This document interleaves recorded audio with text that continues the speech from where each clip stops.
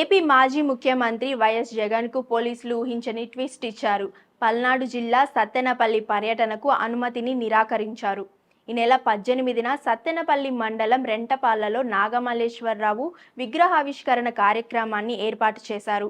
వైఎస్ఆర్సీపీ నేతలు జిల్లా పోలీసుల్ని అనుమతిని కోరారు. అయితే భారీగా జనం వస్తే శాంతి భద్రతలకు విఘాతం కలుగుతుందని ఎస్పీ కంచి శ్రీనివాసరావు అన్నారు. వైఎస్ఆర్సీపీ నేతలు అనుకున్న విధంగా అనుమతిని ఇవ్వలేమని స్పష్టం చేశారు.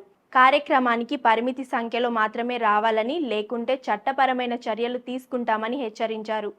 ఎస్పీ శ్రీనివాసరావు జగన్ పర్యటనకు అనుమతిని నిరాకరించడానికి గల కారణాలను వివరించారు. ఈ నెల 18న వైఎస్ జగన్ సత్తెనపల్లి మండలం రెంటపాళ్లకు వస్తున్నారని, ఆయన పర్యటన కోసం సత్తెనపల్లి వైఎస్ఆర్సీపీ ఇన్ఛార్జ్ సజ్జల సుధీర్ భార్గవ్ రెడ్డి అనుమతిని కోరారు.